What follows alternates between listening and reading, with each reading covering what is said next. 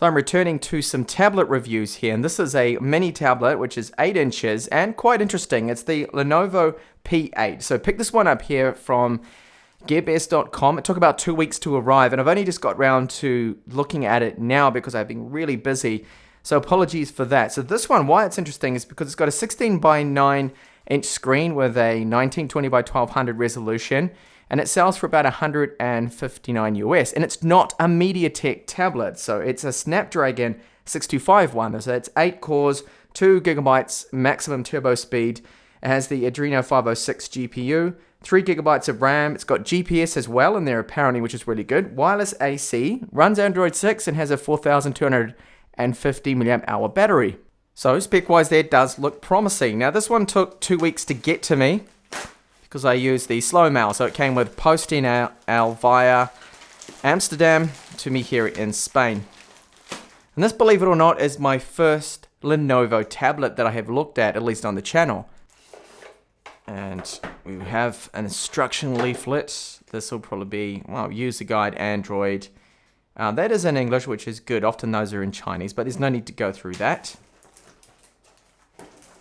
We can see what else we get here. So TAB3 Plus, that is in Chinese, so is this.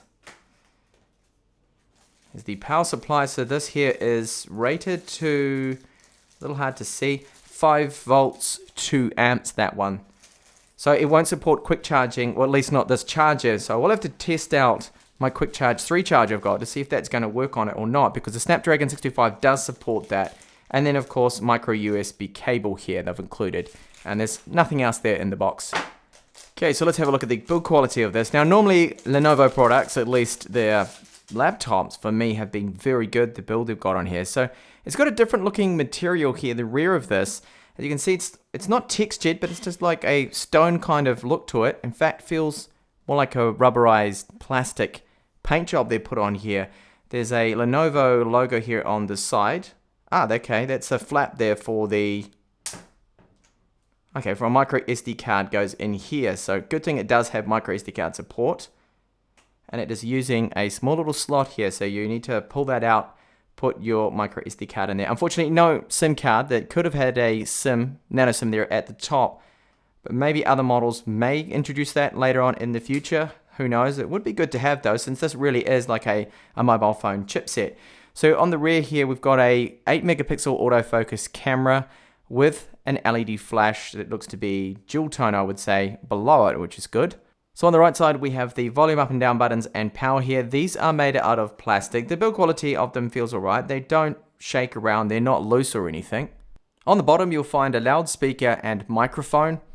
And the top has another secondary loudspeaker. So we've got those dual loudspeakers there, top and bottom. So it should give some good stereo separation. Another microphone here. So we'll have stereo in the videos, if you record videos using this, using the rear 8 megapixel camera. 3.5mm headphone jack. And this, of course, is the micro USB in for charging and data. So what's missing here is micro HDMI out, or mini HDMI out, which is a shame. And up the front, we do have a front-facing 5 megapixel camera. This, of course, has a fixed focus, and the screen does look to me like it is fully laminated. So overall, the build quality is quite decent considering the price. It's solid. I can't hear any creaks. There's no flex in the design there. And quite lightweight too. It only weighs 330 grams and is 8.5 millimeters thick. So we'll check and see how long it takes to power up. Small vibration, so that's good. It even has a haptic feedback motor, which is something I didn't expect to see on this. So the first boot took approximately 20-30 seconds, and we've got to go through our setup menu here so you can select all your languages. Now all the languages it supports are all the ones you get on Android 6, so pretty much everything is in there and covered. Okay, so once you go through the first setup, there are a couple of bloatware applications on here, and I've just uninstalled one of them, but you see here we've got Share It, so maybe around 5 or 6 bloatware apps, and then a few Google extras on there that a lot of us probably won't even need or use here. There's even this application that just runs through the specs of the tablet. So you can see here, Explore TAB3 8 Plus, and it's just outlining the specs and a few other bits and pieces there. But overall, it's quite a stock-like launcher. It doesn't seem to be too heavy or weighed down with bloatware kind of applications. Now there is a firmware update that it has asked me to install, which I will proceed to do in just a second. Get that installed and underway before I get all my apps and benchmarks and things on there. And you can see that it is running at the moment Android version 6.0.1, and the patch is from November the 1st, 2016. So hopefully with that update, that is going to improve on that and have a more recent patch level. So it's a little bit dated Android here. It's not Android 7. And the free amount of space we get is only 6.2 gigabytes. So you're definitely going to have to use a micro SD card, which I currently have just a 16 gigabyte one installed at the moment. Now the system update is in fact a whole new complete ROM by the looks of it, because look at the download side, 435 megabytes. Now 6 gigabytes of onboard storage free is not enough, of course, so luckily you can set up with Android 6 here to use your micro SD card as the internal storage. So you can install your large games and applications onto your micro SD card. But just a little tip here, make sure you use a fast micro SD card. Otherwise, it could be a little bit slow if you use a very lower, older spec one. So now taking a look at the screen in detail a little bit here. So it is very nice. It's fully laminated, so you're not susceptible to reflections as much as those ones that are non-laminated, but you're still going to see reflections. There you can see my studio lights reflecting all over the place. So that's still common there, but it's a bright screen. It outputs a surprising 450 lux, which is really quite good. Does that mean it's viewable outside in direct sunlight? Yes, it does, but it's not perfect, but still a lot better than the non-laminated displays. So the blacks are reasonably deep. You can see they're a little bit gray around here. That's not the deepest in terms of blacks there with the screen, but the screen is fully customizable with this, what they call adaptive display option you have here. Now it's not what you'd think normally an adaptive display means that it's got an ambient light sensor, but it's just to control and tweak things. So this is what they have here along the bottom. So you've got the standard reading mode, cuts out the blue light to hopefully not keep you awake at night. You've got child mode as well, which tends to tweak things up. Honestly, I don't think I would ever use this because it just gets some of these colors completely wrong. And then you've got custom, so you can set the white balance to how you'd like to have it, which is what I've done here at the moment. But even I find that just the standard mode's probably the best, really, which looks exactly like my custom almost. So tweaking that screen to your own liking is really good. And we'll have a look at just a couple of sample images here, but things do look quite nice on this screen. And again, for the price, I've probably said this a few times already, for 159 US, I do believe you are getting a very decent panel on this. And really, I'm impressed. I didn't expect it to be fully laminated, so that was a pleasant surprise. Now, in terms of performance, how does the Snapdragon 625 compare to other devices? Well, I've never tested this chipset in a tablet form here, but coupled with 3 gigabytes of RAM, it's actually reasonably snappy and quick moving around. You can do a bit of multitasking. That really isn't too bad at all. And things like website browsing here, it's good, it's fast. This is my own website here. That tends to be a little bit image heavy. Now you notice that sometimes that when you scroll on here, it depends on the screen, that doesn't scroll as fast as I would like. Just a few little hiccups. I mean, this is not a Snapdragon 835, and that is definitely obvious.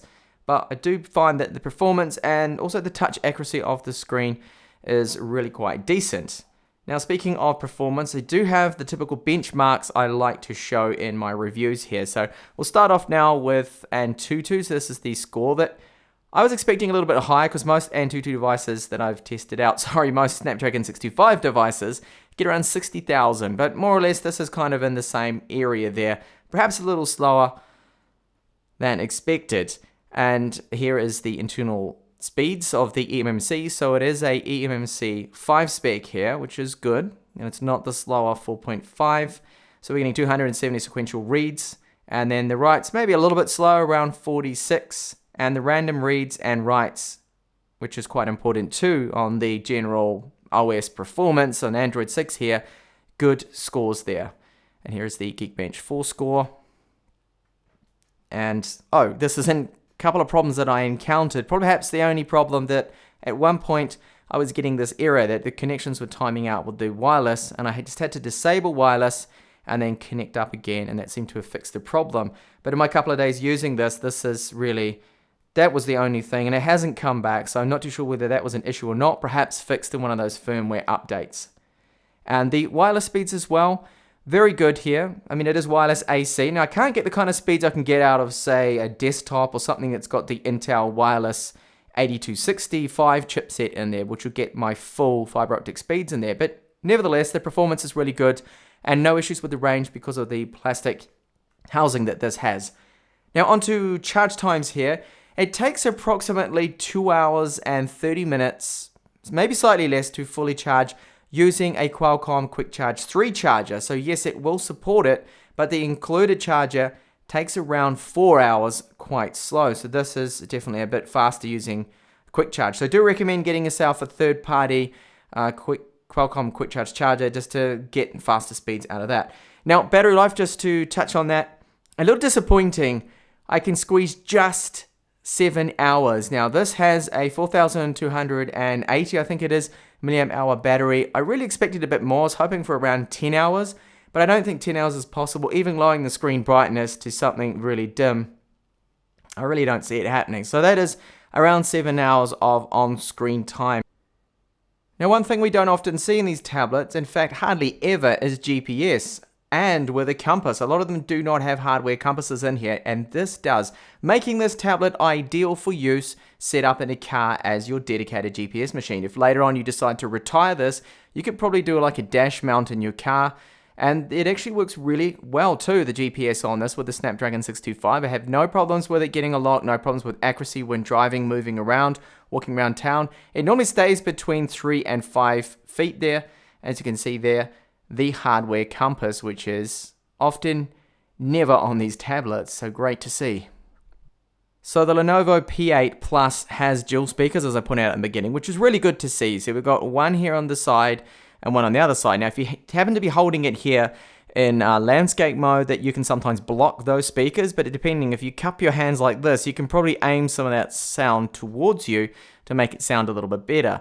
Now, I'll give you a sample of those speakers in just a second, but these do sound a lot better than the typical kind of crap we get on an 8-inch tablet. Now, a lot of those earlier Chewy tablets I looked at would just have one speaker here on the rear, and they were so quiet, they had zero bass, they just did not sound good at all. This has the Dolby sound tweaking. Well, it's like an equalizer for it. So with the Dolby, if you go into this, sorry, if I hold it down, I think it is, we'll launch it, we can adjust the sound. So it's basically like an equalizer setting. It's got a few tweaks in there for music, game, things like that. Now, where I've noticed it works the best is when you're using the headphone jack, which is, of course, located there on the top. Now, quality out of that jack is quite good. It's reasonably loud and clear, so no complaints with that. But let's have a listen now to how those speakers sound.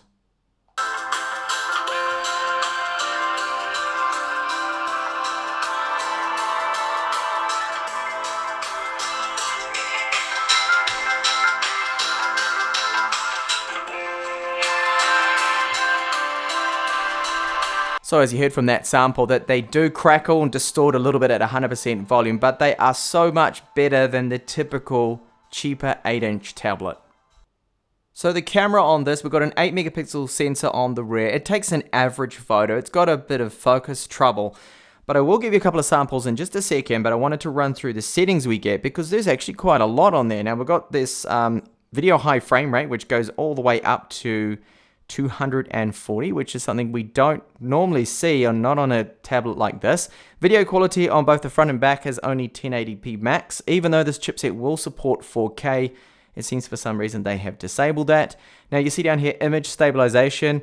That's just electronic image stabilization there, and what it tends to do is kill the frame rate. So you enable that and the frame rate will just go down to 15 or something. Flash on the rear is not particularly powerful, but it's good to have it. Definitely better than nothing. Anyway, let's have a look at a few samples.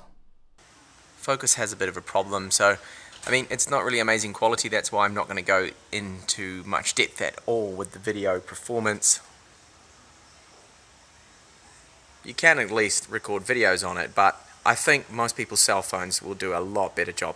So this is a sample from the front-facing camera. It can shoot up to 1080p, just like the rear camera, and I find the quality to be quite good, considering this is 150 US, this tablet, to be able to shoot in 1080p. A lot of even mobiles that are more expensive, this can only do 720p max. Audio quality seems reasonably good because of the dual microphones that are on there, and I am indoors here, so it's not perfect kind of lighting conditions, but again, doing a reasonable job. And for Skype calls and things like that, I've tested it out. It seems to work perfectly fine there.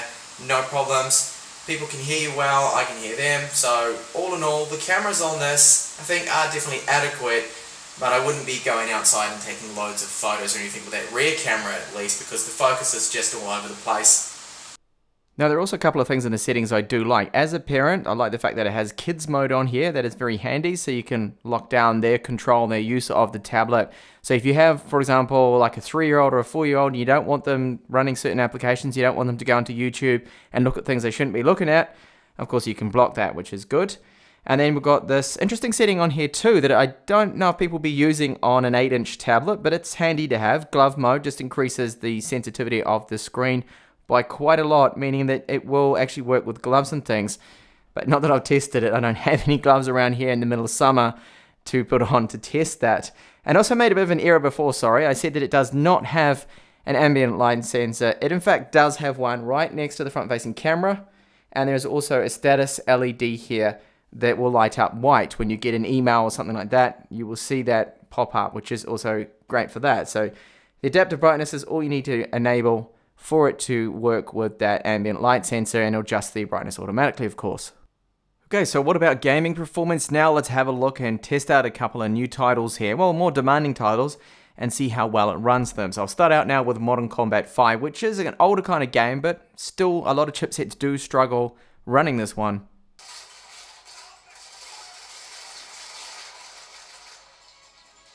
So you can see there is some slowdown now and then, as expected for a Snapdragon 625, but overall this game is very playable and still looks great.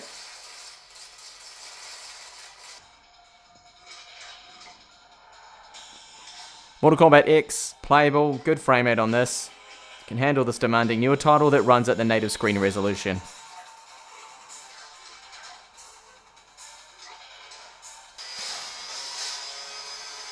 And Asphalt 8, this one is, as you'd expect, playable at the screen resolution. The Adreno 506 can handle this without any problems.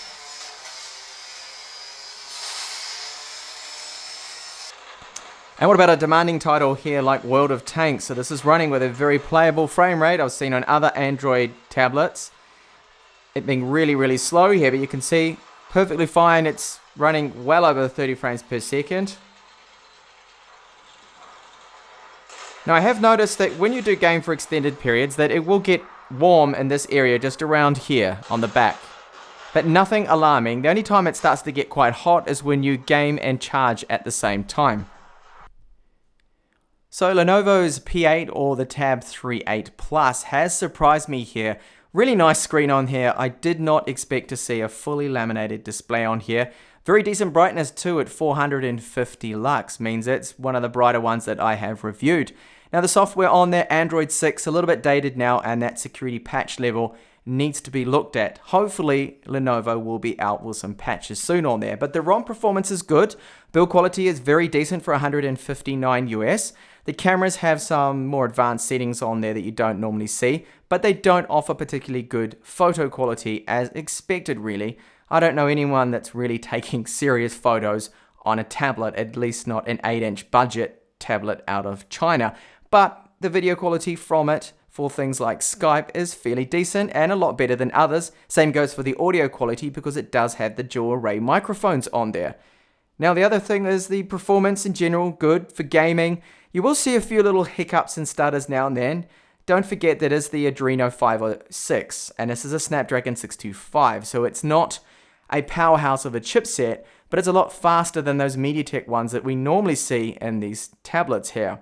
When it comes to battery life, that is probably the biggest disappointment here. It's only getting around 6.5 to 7 hours, and that was me really looking after that battery life to get the 7 hours of on-screen time. I feel that that is not sufficient enough. This is a Snapdragon 625. It's an efficient chipset, so why can't it get more? It seems that it's the screens to blame.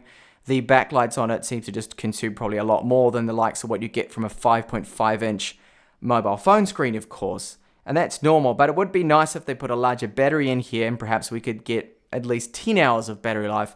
And there's the other tiny minor complaint here. From me personally, I would have loved to have seen a micro HDMI out on this, and that would have really sealed the deal. Or even furthermore, would have been the fact if they put a 4G modem on here, so we could put a nano SIM in there as well as that micro SD card. I think that then, with a larger battery, would make this the ultimate 8-inch Snapdragon powered tablet. So really impressive. This one gets the thumbs up from me. I feel for $159 US, you are getting quite a lot there. Remember, it's got GPS, a compass, FM radio as well. You don't normally see that on these tablets out of China. Thanks a lot for watching this review here and unboxing. And if you do have any questions, as always, please let me know down in the comment section. Bye for now.